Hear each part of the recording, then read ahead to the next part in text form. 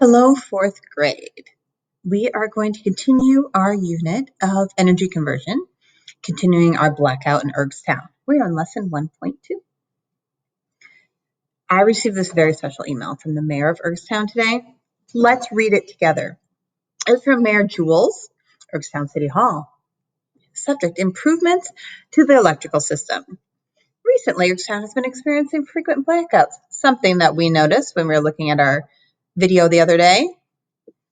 Blackouts can be dangerous and inconvenient, so I need a team to figure out how the electrical system can be improved. Before the team can begin to solve the problem, it will first need to figure out why blackouts have been happening. I would like to receive updates as the team discovers possible causes of the blackouts and as the team comes up with ideas about how to improve this electrical system. The town of Ergstown will be very grateful to anyone who can help us solve our blackout problem. Guess what, fourth grade? Your job is to become the people who will be solving this problem of blackouts at Ergstown. What is your job going to be? You're going to be an engineer. So let's look and see what an engineer is. So here's a very important vocabulary word to focus on. Engineer, a person who uses science or knowledge to design something in order to solve a problem. I think we talked about this before. Engineers are problem solvers. They might make something, fix something to solve a problem. Our question for our entire unit we're going to learn is how an electrical system works. We're going to focus on something specific in this chapter, and it is what happened to the electrical system the night of the blackout in Ergstown. So our big question is about electrical systems in general. How do they work? Everything.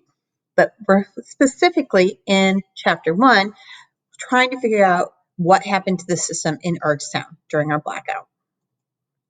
To do that, we have to talk about systems first. I want you to think about what a system is. Brainstorm some ideas. And what are some systems you've heard of before? As I'm thinking, an example might be the bus system. That's a system I've heard of before. What does it do? It gets people from one place to another. What's another system you may have heard of? Everyone could say electrical system because we've heard of that before. Have you ever heard of an HVAC or heating, ventilation, air conditioning? Those are all systems. There's all kinds of systems. See if you can come up with a couple. So we have a mystery system here, and you can watch this person demonstrating it. So we will use this mystery system as an example for you to begin understanding what a system is. What do you think this system is?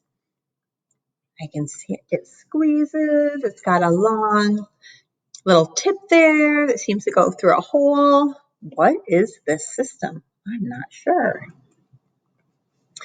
What I want you to do is observe how the system works. So we watched it. We'll watch it again. And what do you think it might be used for? Let's go back and watch it again. Watch how it works, what the person does and what happens.